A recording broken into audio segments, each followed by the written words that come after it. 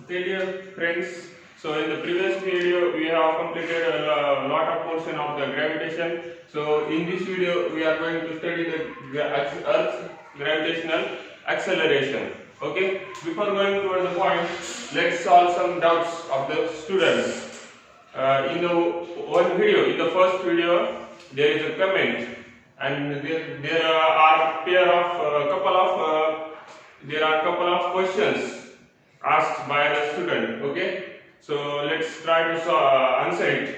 त्या मुलाने विचारलं होतं की अँटी मॅटर ला स्पेस लागत नाही का. आपण पाहिलं होतं मॅटर पहिल्या व्हिडिओ मध्ये पाहिलं होतं मॅटर मॅटरचं मास मॅटरचे डेफिनेशन ज्याला मास आणि स्पेस लागते त्याला आपण मॅटर सांगितलं होतं पहिल्या व्हिडिओ मध्ये. आणि त्या मुलाचा प्रश्न होता की अँटी मॅटरला स्पेस लागतो की नाही असा प्रश्न होता.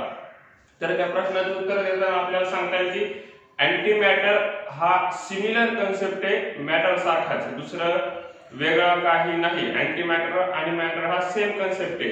फक्त अँटी हा शब्द कशामुळे लावलेला आहे तर त्याच्या प्रॉपर्टी हा मॅटर पेक्षा वेगळ्या आहेत. मॅटर पेक्षा वेगळ्या म्हणजे काय तर मॅटर पासून काय एक ऑब्जेक्ट बनतो, बरोबर आहे. मॅटर सगळा कंबाईन होऊन एक ऑब्जेक्ट बनतो.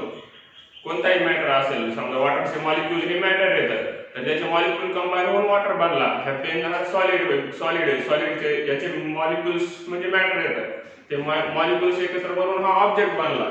ओके, सो मॅटरची प्रॉपर्टी काय आहे तर तो एकत्र येऊ शकतो matter.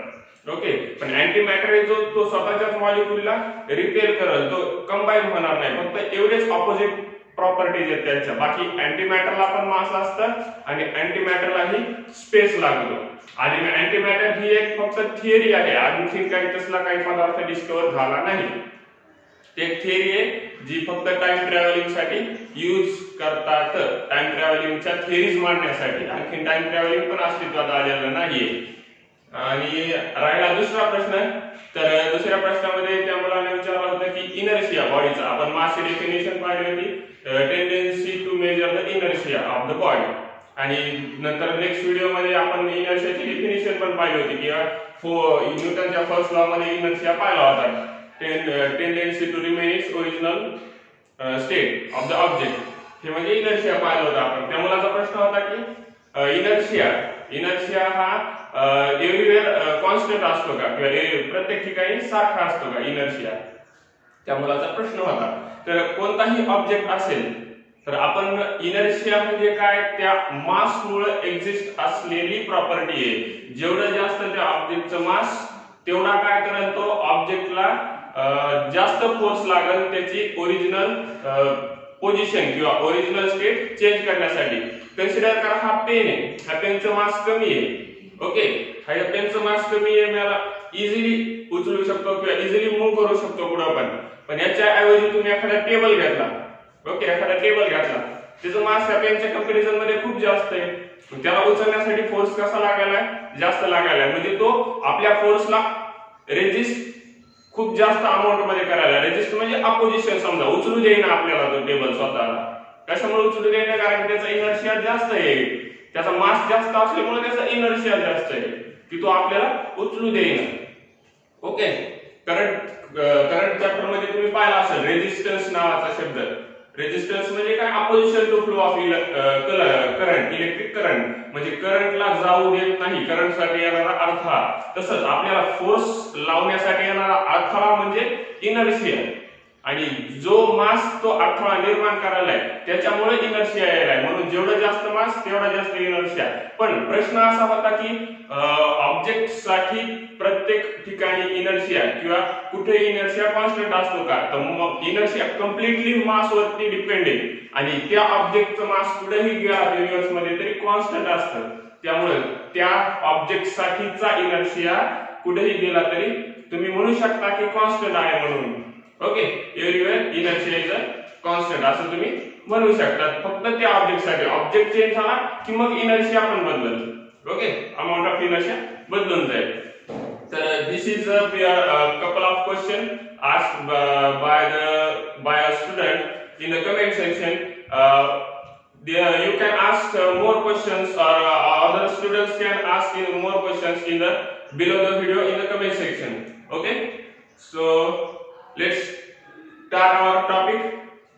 Before going to this topic, we have studied in the previous lectures, in the previous videos, Earth's gravitational force.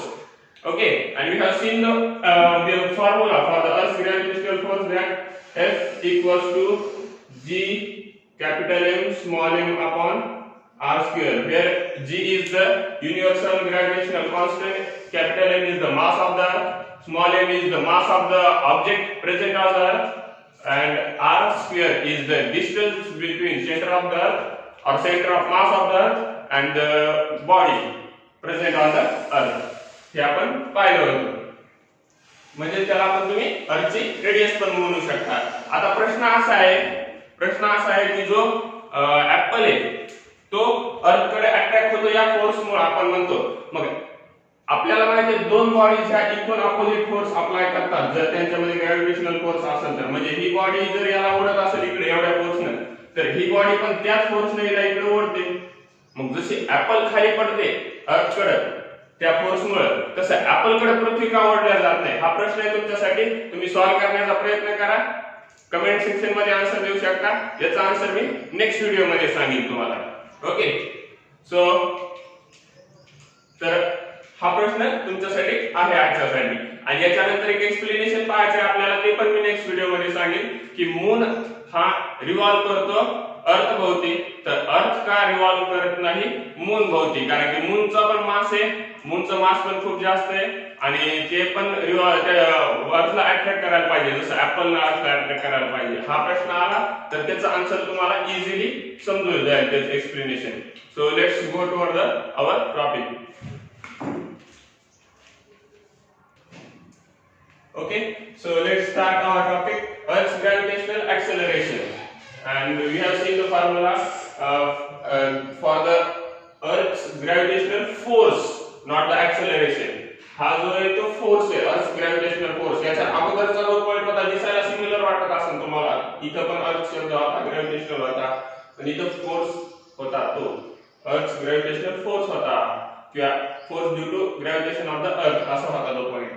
आता आपल्याला पाहिजे Earth's gravitational acceleration. So acceleration म्हणजे काय तुम्हाला माहिती आहे, मोटरसायकल वरती जात आहात, तुमची मोटरसायकलचं ऍक्सेलरेशन तुम्ही म्हणतात जास्त आहे, पिकअप जास्त आहे, बरोबर आहे, ॲव्हरेज जास्त आहे, असे वेगवेगळे शब्द वापरलेले आहेत. ते सर्व शब्द फिजिक्सचे आहेत. ओके, सो आपल्याला ऍक्सेलरेशन म्हणजे माहिती आहे, आपण खूप छोट्या वर्गापासून शिकत आलेलो आहे, 8वी पासून 7वी पासून. ऍक्सेलरेशन म्हणजे काय, change in the speed per unit time. म्हणजे एका सेकंदात तुमची गाडी किती स्पीड घेत आहे किंवा किती स्पीडने वाढत आहे किंवा कमी होत आहे, एका मिनिटात तुमची गाडी किती स्पीडने वाढत आहे किंवा कमी होत आहे, त्याला तुम्ही म्हणू शकता ऍक्सेलरेशन. ओके, ऍक्सेलरेशन म्हणजे काय, एखादी स्पीड कमी किंवा जास्त होणे म्हणजे चेंज होणे स्पीड मध्ये. कशामध्ये, तेवढ्या ठरवलेल्या टाइम मध्ये, त्याला तुम्ही म्हणू शकता तेवढा ठरवलेला टाइम म्हणजे 1 सेकंद असेल, 1 मिनिट असेल, टाइम फक्त 1 युनिटच पाहिजे. ओके, तर ती झाली डेफिनेशन ऍक्सेलरेशनची. तर आपल्याला पाहिजे अर्थ्स ग्रॅव्हिटेशनल ऍक्सेलरेशन. आता ऍक्सेलरेशन येण्यासाठी, स्पीड चेंज करण्यासाठी न्यूटनच्या पहिल्या लॉनुसार फोर्स लागणार आहे, बरोबर आहे. म्हणजे जिथं पुढे फोर्स असेल तिथं काय होणार आहे, बॉडी मूव्ह होणार आहे किंवा त्याचं डायरेक्शन चेंज करणार आहे किंवा स्पीड कमी जास्त होणार आहे फोर्स मुळेच फक्त. आणि फोर्स आला म्हणजे ऍक्सेलरेशन आलंच. आणि आपण डेफिनेशन पण पाहिलेली आहे फोर्सची, F equals to mass into acceleration. म्हणजे फोर्स आहे तर ऍक्सेलरेशन आहे, ऍक्सेलरेशन आहे तर फोर्स आहे. ह्या दोन्ही गोष्टी एकमेकांवरती डिपेंड आहेत पूर्णपणे. सो तर आता आपल्याला माहिती आहे की अर्थ एक्झर्ट करते फोर्स. किती फोर्स एक्झर्ट करते प्लॅनेट वरती, सॉरी ऑब्जेक्ट वरती, तर F equals to Gmm upon R square. Earth exert करते बॉडी वरती force Gmm upon R square.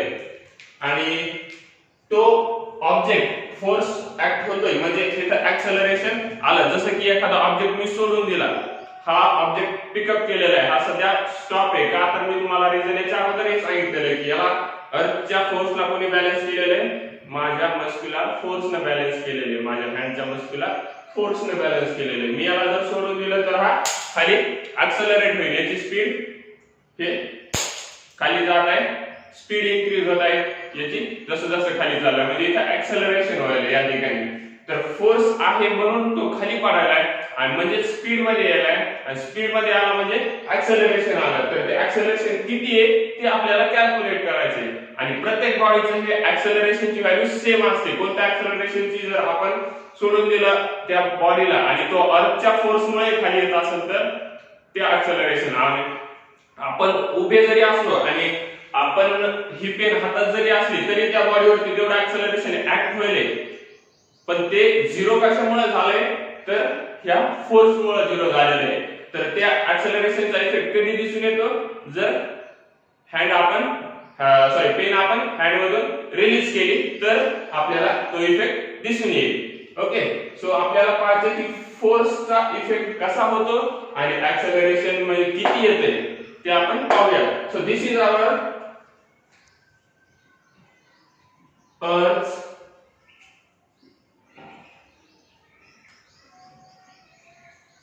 gravitational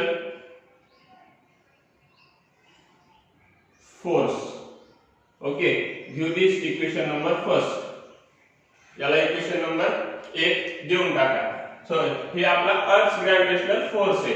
आता यामधल्या टर्म आपण काय काय जे आहेत त्या लिहून घेऊ. कोणत्या कोणत्या टर्म आहेत तर m काय आहे, स्मॉल m काय आहे, r काय आहे आणि g तर तुम्हाला माहितच आहे, universal gravitational constant. Okay, so here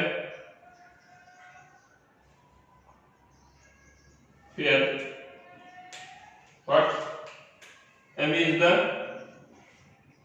mass of earth.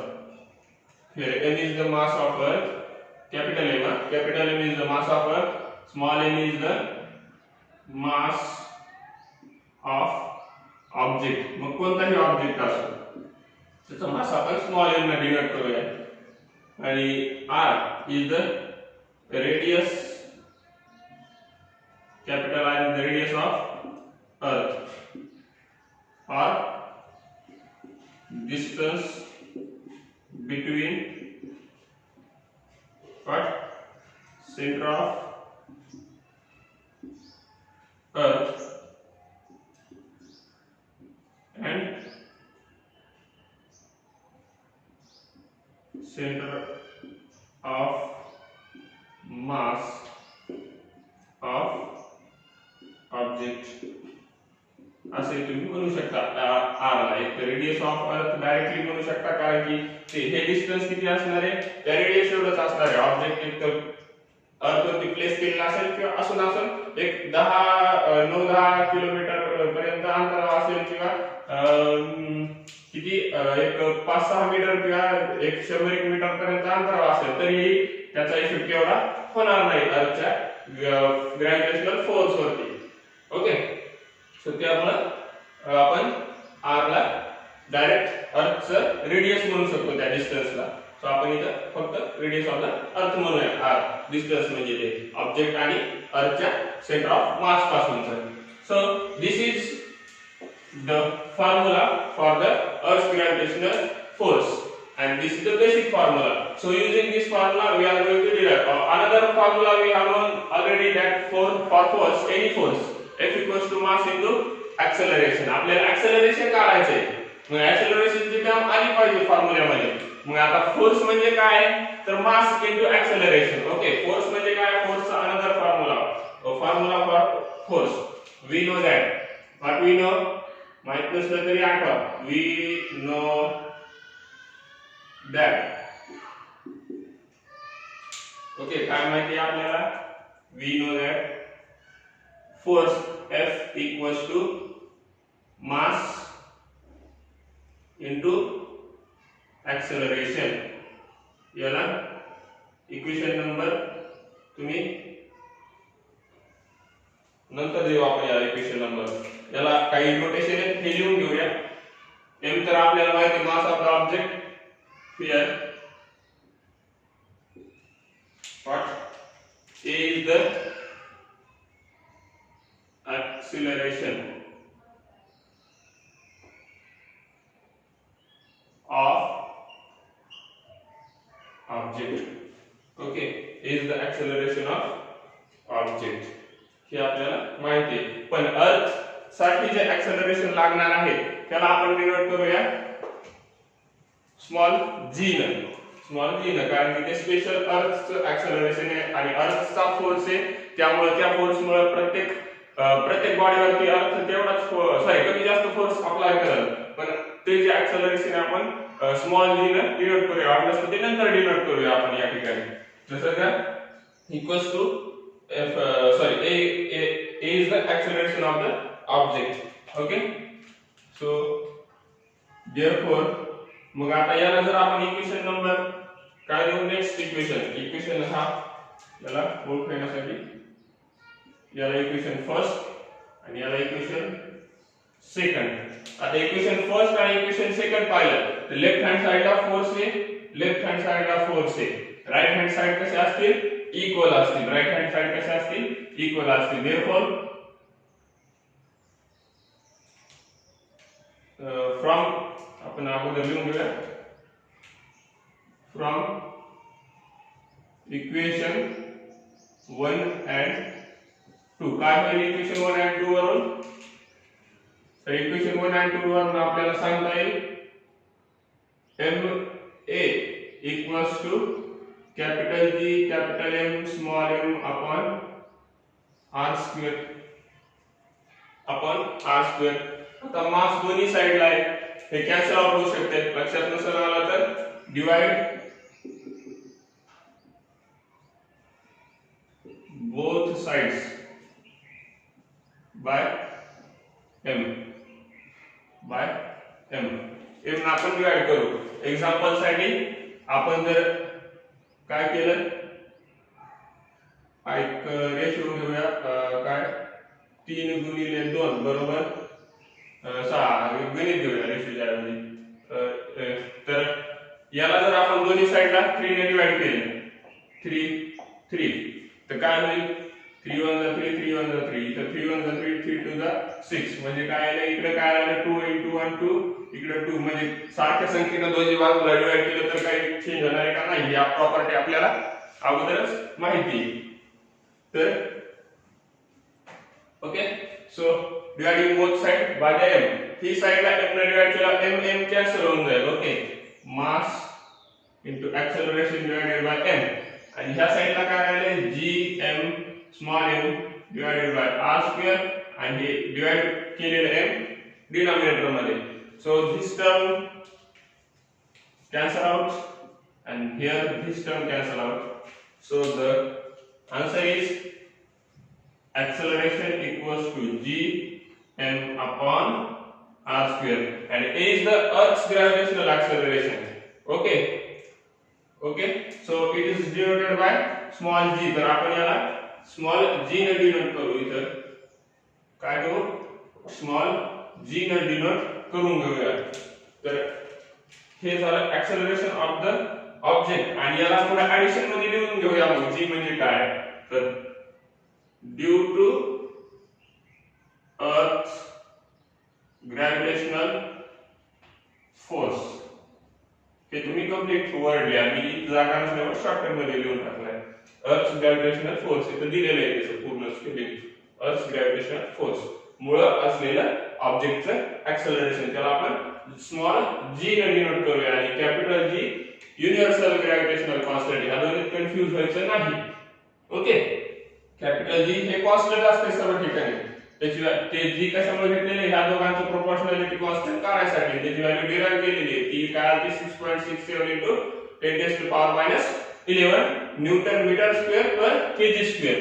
Okay, so this is our acceleration. So let's change this term throughout the equation. Okay, तर इथं जी हे आपण समजण्यासाठी अगोदर a घेतलं होतं, आता आपण त्याला रिप्लेस केलं g ने. कशामुळे, तर g हा स्पेशल आहे अर्थ साठी, नोटेशन ओळखू येण्यासाठी स्पेशल अर्थ आहे. a तर समांतर ऍक्सेलरेशन असू शकते, मग g हा अर्थ मूळ येणारा ऍक्सेलरेशन ओळखू येण्यासाठी आपण त्याला स्पेशल नोटेशन देऊया g. a ला इथं g, इथं पण g, आणि इथं पण काय येऊन जाईल, g येऊन जाईल. Okay, small g. तर this is the formula. You should remember, you must remember, not should, You must remember this is the formula for the Earth's gravitational acceleration. आणि याला काहीतरी नंबर द्या तुम्ही, याला नंबर द्या नेक्स्ट थर्ड. याला जर थर्ड नंबर दिला, आता हा अर्थ ग्रॅव्हिटेशनल ऍक्सेलरेशन आहे. आता यामध्ये जर आपण व्यवस्थित केअरफुली पाहिलं तर आपल्याला एक ऑब्झर्वेशन दिसून येईल. तर ऍक्सेलरेशन जे याच्यामध्ये टर्म कोणत्या कोणत्या येतात, जी ए कॅपिटल जी जे की कॉन्स्टंट असते, कॅपिटल एम ए हे ऑब्जेक्टचं मास आहे का, नाही, हे मास कशाचं आहे, अर्थचं मास आहे. आणि हे आर काय आहे, हे डिस्टन्स आहे अर्थच्या सेंटर पासून ऑब्जेक्ट पर्यंत, त्याला काय म्हणलो होतो आपण, रेडियस ऑफ द अर्थ. आता अर्थची रेडियस बदलणार आहे का, नाही, तिची व्हॅल्यू पण तुम्हाला मागच्या प्रॉब्लेम मध्ये मी सांगितली होती, मागच्या व्हिडिओच्या. ती काय सांगितली होती, 6400 किलोमीटर. आणि त्याला जर मीटर मध्ये कन्वर्ट केलं तर 6.4 into 10⁶ मीटर एवढी व्हॅल्यू आहे आर ची. ओके, मास ऑफ द अर्थ आपण काय पाहिलं होतं, 6 into 10⁻, आय थिंक, 6 into 10⁻24 ही आपण कॅपिटल एम ची व्हॅल्यू पाहिली होती. ओके, म्हणजे ह्या सर्व व्हॅल्यू कॉन्स्टंट आहेत. इथं स्मॉल एम कुठेच दिसत नाहीये फॉर्म्युल्यामध्ये. म्हणजे हे जे हे ऍक्सेलरेशन कोणाचं आहे, ऑब्जेक्टचं आहे, पण स्मॉल एम आहे का इथं, नाही. ओके, स्मॉल एम आहे का इथं, नाही. मग आता मला सांगा स्मॉल एम जर नाही तर कोणताही ऑब्जेक्ट घेतला तर ह्या जी ची व्हॅल्यू चेंज होणार आहे का, नाही, कारण की गुणाकारात आणि भागाकारात त्या सगळ्या आधीच फिक्स असलेल्या टर्म आहेत, त्यांची व्हॅल्यू तर काही चेंज होणार नाही. मग इथला दुसरा चेंज होणारा फॅक्टरच नाही यामध्ये. मी काय सांगतो लक्षात येते का. आता समजा हे आहे y ची व्हॅल्यू काढायची आपल्याला, आणि y जर समजा 3 into x असतं तर y ची व्हॅल्यू काही पण असू शकते. म्हणजे x ची व्हॅल्यू आपण काही पण ठेवू शकतो, तिथं 1 ठेवू शकतो, 2 ठेवू शकतो, 3 पण ठेवू शकतो. 1 ठेवली तर y ची व्हॅल्यू काय येणार आहे, 3 येणार आहे. 2 जर x ची व्हॅल्यू ठेवली तर y ची व्हॅल्यू काय येणार आहे, 6 येणार आहे. बरोबर आहे. 3 जर y ची व्हॅल्यू ठेवली तर 9 येईल. सॉरी, 3 जर x ची व्हॅल्यू ठेवली तर y ची व्हॅल्यू 9 येईल. म्हणजे हा इथं चेंज होणारा फॅक्टर आहे, हा चेंज होऊ शकतो. 3 चेंज होऊ शकतो का, नाही, बरोबर आहे. मग हा प्रत्येक वेळेस चेंज होऊ शकतो आणि वेगळी व्हॅल्यू ठेवली वेगळी व्हॅल्यू येऊ शकते. म्हणून y ची व्हॅल्यू फिक्स आपल्याला सांगता येणार नाही, बरोबर आहे. पण या ठिकाणी जर पाहिलं आपण, g कॉन्स्टंट आहे, m कॉन्स्टंट आहे आणि r सुद्धा कॉन्स्टंट आहे. मग याच्यामध्ये एखादा गुणाकारात असा कोणता फॅक्टरच नाही जे अननोन आहे, म्हणजे माहिती नसलेला आहे, म्हणजे ते प्रत्येक ऑब्जेक्ट साठी वेगळा असेल म्हणून. तर याची व्हॅल्यू चेंज होणार आहे का, जसं इथं आपल्याला अगोदरच जर y 3 into 2 दिला असतं, याच्यात कोणता चेंज होऊ शकते का, आता पुढे जरी गेलो आणि कोणती जरी व्हॅल्यू घ्यायचा प्रयत्न केला तर, कारण की 3 ची व्हॅल्यू 3 च राहणार आहे, 2 ची व्हॅल्यू 2 च राहणार आहे, म्हणजे आन्सर नेहमी काय येईल, 6 च येईल. तसं याच्यामध्ये प्रत्येक व्हॅल्यू कॉन्स्टंट आहे. मग जी ची व्हॅल्यू चेंज होणार आहे का, नाही. आणि ती जी ची व्हॅल्यू किती आहे ते आता आपल्याला फाइंड आउट करायचे आहे. आणि प्रत्येक ऑब्जेक्ट साठी ती व्हॅल्यू सेम असते, जी ची value. Okay, so let's find out it. आणि इथं वाटलं तर आपण ते लिहून घेऊया. Here mass of the object is absent, therefore the value of g is independent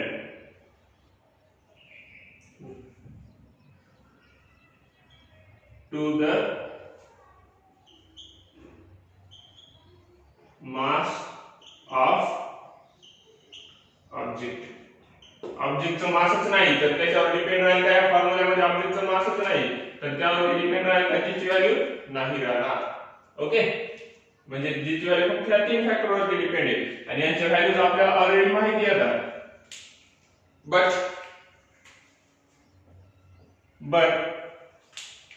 काय लय बटबट करू नका मला सर. तर बटबट काय करत नाहीये, जी ची व्हॅल्यू ठेवतोय. g इक्वल्स टू काय माहिती आपल्याला, सांगा, 6.67 into 10⁻11 Newton metre square per KG square. ह्या पर केजी स्क्वेअर ला तुम्ही असंही लिहू शकता, मायनसची साइन काढून स्लॅश किंवा ऑब्लिकचा सिम्बॉल देऊन. Okay, so g is that much. Capital M is the mass of the earth and that is fixed, that is 6 into 10 raised to power 24 kilogram. Just I need. Okay, so the radius is nothing but the 6.4 into 10 raised to power 6 meter. हे कसं आहे मागच्या video मध्ये सांगितलं होतं प्रॉब्लेमच्या तुम्हाला मी. Okay, so these are some fixed values. Using these values in the equation 3. Using these values in equation 3 we get what we get that किंवा आपण याला थोडं व्यवस्थित लिहूया या स्टाईल मध्ये थोडंसं. Using these values in equation 3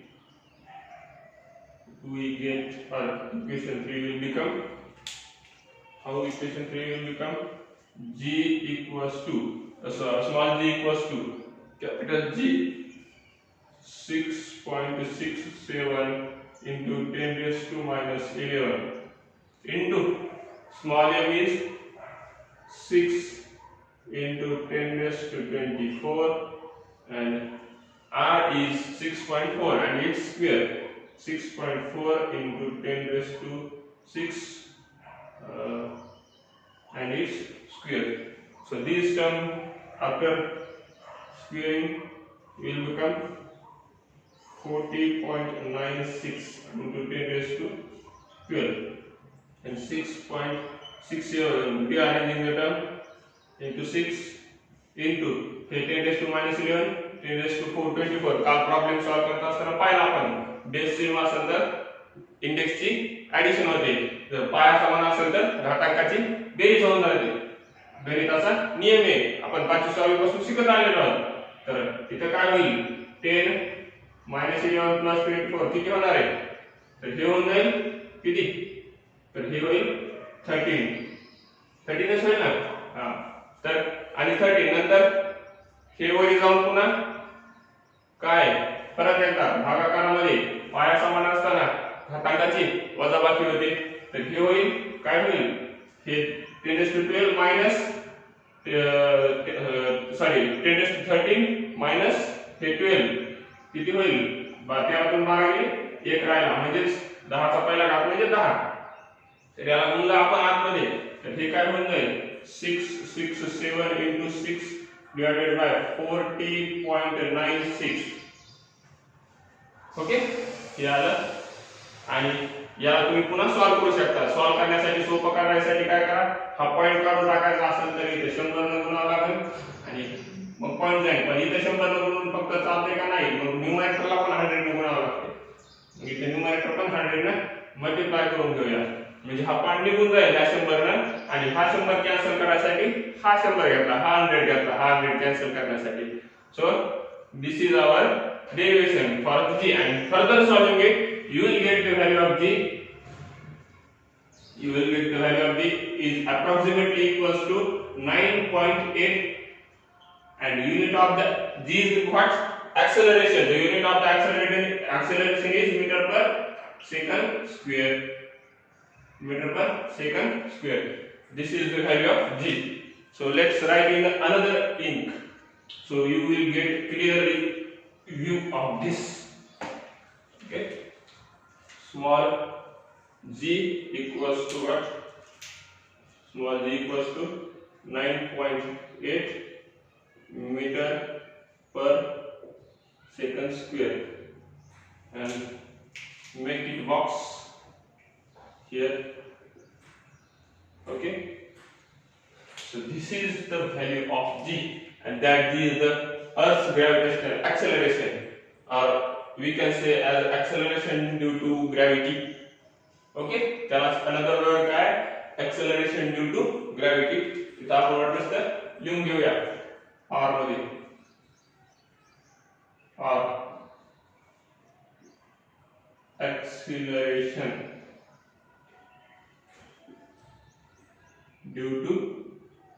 gravity ह्या पॉइंटचं आर मधलं नाव आता पाहिलेले आहे. Okay, so this is the derivation for the Earth's gravitational acceleration, and you get clearly that g is 9.8. g ची व्हॅल्यू 9.8 आहे आणि ही कोणत्याही ऑब्जेक्ट साठी पृथ्वीवरच्या म्हणतोय कोणत्याही ऑब्जेक्ट साठी कॉन्स्टंट असते. हे आपण कन्सिडर करतो कॉन्स्टंट आहे, कन्सिडर करतो नाही कॉन्स्टंटच आहे, कारण की यामध्ये m चेंज होत नाही. m कॉन्स्टंट आहे, g कॉन्स्टंट आहे, r कॉन्स्टंट आहे. मग येणार आन्सर फिक्स असणार आहे. जसं आपण गुणाकार पाहिला होता 3 गुणिले 2 कधी बदलतंय का? नाही. तर याचा गुणाकार कधी बदलणार आहे का? नाही.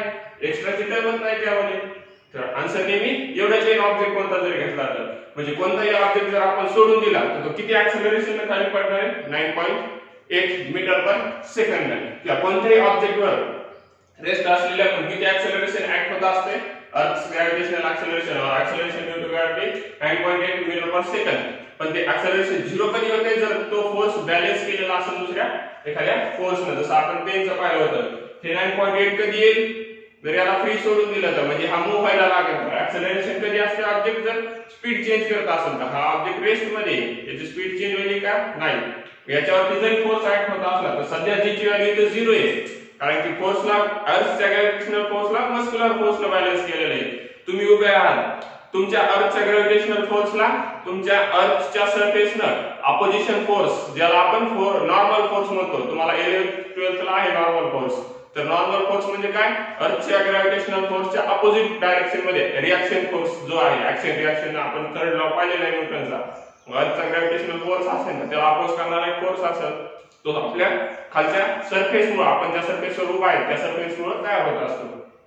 तर त्या फोर्सनं बॅलन्स केलेलं आहे म्हणून आपण मूव्ह होईना सध्या, म्हणजे जमिनीत जाईना. नाही तर तेवढा फोर्स ऍक्ट होत असला एवढा मोठा तर ते बसकून खाली जायचं एखादा माणूस. तर ते कशामुळे जात नाही? तर ते सरफेस रिजिड आहे. वॉटरच्या जर सरफेसवर उभा राहायचा प्रयत्न केला तुम्ही त्याच्यात खाली बुडताल पाण्यात. कशामुळे? तो रिजिड सरफेस आहे का? नाही. तिथे नॉर्मल फोर्स ऍक्ट व्हायला का? नाही. जोपर्यंत तुम्हाला खाली बेस रिजिड सपोर्ट मिळत नाही तोपर्यंत फोर्स ऍक्ट व्हायला, तोपर्यंत तुम्हाला एवढं ऍक्सेलरेशन नेहमी मिळणार. पण जर खालून फोर्स असेल एखादा किंवा साइडला फोर्स असेल जो तुमच्या ह्या फोर्सला बॅलन्स करायला, अर्थ ग्रॅव्हिटेशनल फोर्सला, तर ऍक्सेलरेशन त्यावेळेला 0 येईल. पण हा फोर्सला जर कोणत्याच फोर्सने बॅलन्स केलं नसेल तर कोणताही ऑब्जेक्ट असो, किती मोठा आला किती पण लहान आला, बरोबर आहे, एखाद्या पक्षाचा पंख पण आला इतका हलका किंवा एखादा पेपर जोडे सोडून दिला तरी त्याचं ऍक्सेलरेशन एवढंच असणार आहे, 9.8 metre per second square. Is it okay? Clear? So let's overlook one more time to this expression or this value, how we get it. The Earth's gravitational acceleration आपला पॉइंट होता, त्यामध्ये आपण फोर्स पाहिला अगोदर. आपली बेसिक कन्सेप्ट आपण chapter मध्ये सर्वात आतापर्यंत जर 2 नंबरचं जर इक्वेशन पाहिले, पहिले इक्वेशन काय होतं? F = g m1 m2 upon r square होतं, स्मॉल r square. r म्हणजे distance between centre of masses, m1 first mass, m2 second mass. Okay. आणि आपण हे जे इक्वेशन आहे हे फक्त स्पेशली अर्थ साठी दिलेले आहे, म्हणजे ज्यातला एक ऑब्जेक्ट आपण अगोदरच फिक्स केलेला आहे, तो कोणता? अर्थ आहे. म्हणून हे वेगळं नोटेशन घेतलंय आणि त्याची व्हॅल्यू पण फिक्स असणार आहे. चेंज काय होणार आहे? फक्त दुसरा ऑब्जेक्ट म्हणजे त्याचं स्मॉल आहे. हा एक ऑब्जेक्ट तर फिक्स आहे अर्थ अगोदरच, म्हणून याला वेगळ्या फॉर्म मध्ये लिहिले ह्या फोर्सला जर असं, कारण फॉर्म्युला सेम आहे, फॉर्म्युला वेगळा नाही, फक्त याचे नोटेशन वेगळे आहे. ओके. आणि कशामुळे त्याचा एक ऑब्जेक्ट फिक्स आहे. तर हे काय झालं? अर्थ ग्रॅव्हिटेशनल फोर्स. नेक्स्ट याचे आपण नॉमेनक्लेचर केले ह्या सिम्बॉल्सला. त्याच्यानंतर वी नो दॅट, काय नो दॅट आपल्याला? काय know that? Force equals to mass into acceleration. Here acceleration is g. why g? why we didn't denote it by the acceleration a? Because g is a special letter we took for this acceleration, and this acceleration is because of the Earth's gravity. Therefore, we took this special letter, okay, to denote specially that this acceleration is due to gravity. Okay, हे आपल्याला दाखवायचं आहे की हे acceleration gravity मुळे आहे आणि त्याच्यामुळे आपल्याला स्पेशल लेटर घ्यावा लागला acceleration स्मॉल g. तर हे m into g म्हणजे m into a, बरोबर आहे. g हे acceleration आहे, force into acceleration, sorry mass into acceleration काय असते? फोर्स असते. मग त्या ऑब्जेक्टचं मास आणि acceleration फोर्स आहे आणि फोर्स म्हणजेच काय? तर gmm upon r square आहे. मग ह्या दोन्ही साइड इक्वल असतील, ह्या जर दोन्ही साइड इक्वल आहेत इथं फोर्स आहे, इथं फोर्स आहे, त्याच ऑब्जेक्टवर ऍक्ट होणारा हा फोर्स आहे, त्याच ऑब्जेक्टवर ऍक्ट होणारा हा फोर्स आहे. मग हे दोन्ही फोर्स सारखेच असायला पाहिजे तर बरोबर आहे. तर एकच फोर्स ऍक्ट व्हायला त्या ऑब्जेक्टवरती, आपण तो वर्टिकल डाऊनवर्ड डायरेक्शन मधला तोच कन्सिडर करायला तिथं पण असं साइडने लावलेलं नाही. त्याचं मग वेगळं येईल, ऍक्सेलरेशनचा फॉर्म्युला हाच येईल, सॉरी फोर्सचा फॉर्म्युला हाच येईल, पण हे फोर्स कोणता कन्सिडर करायला आपण हाच, फक्त फॉर्म्युला वेगळा आहे. मग लेफ्ट हँड साइड जर इक्वल असली तर राईट हँड साइड इक्वल येतात. राईट हँड साइड इक्वल आहेत म्हणजे त्यातलं एक एम इकडल्या साइडचं एक एम इकडल्या साइडचं स्मॉल एम कॅन्सल होऊन जाईल, कारण दोन्ही साइडला प्रेझेंट आहे. कसं कॅन्सल झालं, dividing both side by M, दोन्ही साइडला डिवाइड केलं तर इक्वेशन मध्ये काही चेंज होणार नाही. हे जे बरोबरचं चिन्ह आहे सारखं राहील, म्हणजे तराजू आहे तुमचं, तुम्ही मोजायला साखऱ्या इकडून अर्धा किलोचे 2 माप टाकलेले आहेत आणि इथं 1 किलो साखर टाकला, अर्धा किलोचं माप म्हणजे 1 किलो झालं आणि इकडे साखर झाला. मग तुमच्या लक्षात आलं घरून तुम्हाला अर्धा किलो साखर सांगितला होता, बरोबर आहे, अर्धा किलो साखर सांगितला होता, तुम्ही काय करायला दुकानदाराला अर्धा किलो करा म्हणले, मग त्याने इकडलं माप काढलं, तराजू साखर आहे का नाही, मग इकडं पण साखर काढावं, साखर आपली त्याला काढून घ्यावं लागेल, इकडे अर्धा किलो साखर अर्धा किलो साखर काढून घेईल, त्याच वेळेला हे अर्धा किलो आणि 1 किलो मधून गेलेला अर्धा किलो दोन्ही अर्धा किलो बॅलन्स होते तराजूचे, बरोबर आहे. पहिले पूर्वीचे असे तराजू असायचे, आता ते इलेक्ट्रिकल तराजू आलेले आहेत, बरोबर आहे, इलेक्ट्रिकल काटे आलेले आहेत, त्यामध्ये बॅलन्स आपल्याला ते एक्झाम्पल पाहायचं नाही, पण जे पूर्वीचे पॅनचे जे हे होते ते तुम्ही जर पाहिले तर सेम एक्झाम्पल आहे, दोन्ही साइडला कॅन्सल केलं तरच बॅलन्स राहील, एका साइडला कॅन्सल केलं राहील का नाही, ते असं होऊन जाईल, मग असं होऊन जाईल, मग कुबड्याची काठी त्याला आपल्याला द्यावा लागेल. मग इथं दोन्ही साइडचे एम कॅन्सल केलं, दोन्ही साइडला एम डिवाइड करून, कारण हे एम सारखे आहे, इकडे पण ऑब्जेक्टच मास आहे, इकडे पण ऑब्जेक्टच मास आहे, हे मास कोणाचं होतं त्याच ऑब्जेक्ट होतं, हे मास त्याच ऑब्जेक्टचं होतं, म्हणून हे दोन्ही कॅन्सल झाले. तर स्मॉल जी ची व्हॅल्यू काय आली, मग capital G capital M upon capital R square, आणि ह्या सगळ्या कॅपिटलच्या व्हॅल्यू आहेत त्या कॉन्स्टंट येतात, जी म्हणजे युनिव्हर्सल कॉन्स्टंट आहे. तर अर्थवरतीच नाही, अर्थच्या बाहेर कुठे गेला चंद्र सूर्य मंगळ या स्पेस मध्ये जर राहिला तरी जी व्हॅल्यू सारखीच राहणार आहे. कॅपिटल एम ते पण अर्थचं आहे, दुसऱ्या ऑब्जेक्ट जर घेतला दुसरा प्लॅनेट तर एम ची व्हॅल्यू चेंज होईल, मग डी ची व्हॅल्यू पण चेंज होईल त्या प्लॅनेट साठी, जी मानतोय हा. आता अर्थ साठी जी जे आहे स्मॉल जी ते काय असणार आहे, ते कॅपिटल एम वरती डिपेंड आहे, आणि कॅपिटल एम अर्थचं मास चेंज होणार आहे का नाही, त्यामुळे ही व्हॅल्यू फिक्स असेल. मग आर अर्थचं रेडियस पण सेम आहे, प्लॅनेट बदलला की आर पण चेंज होईल, बरोबर आहे, मग जी ची व्हॅल्यू पण चेंज होईल. फक्त जी इथं सर्व ठिकाणी कॉन्स्टंट आहे, एम आणि आर कॉन्स्टंट का म्हटलोय तर हे फक्त अर्थ साठी आहे म्हणून हे कॉन्स्टंट आहे, कारण की अर्थचं मास आणि रेडियस बदलणार नाही. तर हे झालं जी जे की कॉन्स्टंट आहे, मग कॉन्स्टंट म्हणजे आपण याची व्हॅल्यू सबस्टिट्यूट ठेवून कॅल्क्युलेट करू शकतो त्याची व्हॅल्यू. मग याची व्हॅल्यू आपण सबस्टिट्यूट केला आणि एक स्टेटमेंट सांगितलं त्याच्या अगोदर की इथं स्मॉल एम ऍब्सेंट आहे त्या इक्वेशन मध्ये, फोर्सच्या इक्वेशन मध्ये स्मॉल एम होतं, म्हणजे फोर्स दोघांवरती पण डिपेंड आहे त्या ऑब्जेक्ट वरती, म्हणजे जेवढा मोठा ऑब्जेक्ट तेवढा जास्त फोर्स ऍक्ट व्हायला आहे, आणि जेवढा लहान ऑब्जेक्ट तेवढा कमी फोर्स ऍक्ट व्हायला. पण जे ऍक्सेलरेशन आहे ते ऑब्जेक्टच्या मास वरती डिपेंड आहे का, मग ऑब्जेक्ट लहान असो मोठा असो केवढा जरी असला तरी काही फरक पडणार आहे का, नाही पडणार फरक ऍक्सेलरेशन वरती, बरोबर आहे. म्हणजे ऍक्सेलरेशन फक्त कोणावर डिपेंड आहे, प्लॅनेटच्या मास वरती किंवा अर्थच्या मास वरती, बरोबर आहे. Acceleration due to gravity, acceleration म्हणजे असं ऍक्सेलरेशन नाही फोर्स लावून अप्लाय केलेलं स्पीड चेंज झालेलं, ते ऍक्सेलरेशन कोणतं, ऍक्सेलरेशन ड्यू टू ग्रॅव्हिटी कोणावर डिपेंड आहे, त्या प्लॅनेटच्या मास वरती, किंवा ते जो ऑब्जेक्ट आहे त्या ऑब्जेक्टचं आपण ऍक्सेलरेशन ड्यू टू ग्रॅव्हिटी काढलं जो मूव्ह व्हायला आहे ते कशामुळे मूव्ह व्हायला आहे, तर त्या मास वरती डिपेंड आहे पूर्णपणे, त्या ऑब्जेक्टच्या मास वरती आहे का नाही, मग ते स्टेटमेंट लिहून घेतलं आपण. परत जी ची व्हॅल्यू कॉन्स्टंट, एम ची व्हॅल्यू कॉन्स्टंट, आर ची व्हॅल्यू कॉन्स्टंट लिहून घेतल्या using this values in equation third. तर ते यूज केलं, हे कॅल्क्युलेशन केलं, याला तुम्हाला सॉल्व करावं लागेल, हे खूप मोठी कॅल्क्युलेशन आहे त्यामुळे, आणि जागा पण नाही आपल्याला इथे, तर त्यामुळे मी डायरेक्ट व्हॅल्यू लिहिली आणि त्याची व्हॅल्यू अप्रॉक्सिमेटली 9.8 येईल, त्याची व्हॅल्यू 9.7 समथिंग येईल तुम्हाला कॅल्क्युलेटरवर जर सॉल्व केल्याला तर त्याची व्हॅल्यू 9.8 अप्रॉक्सिमेटली आलेली आहे. ओके, सो and unit काय meter per second square. So let's stop here.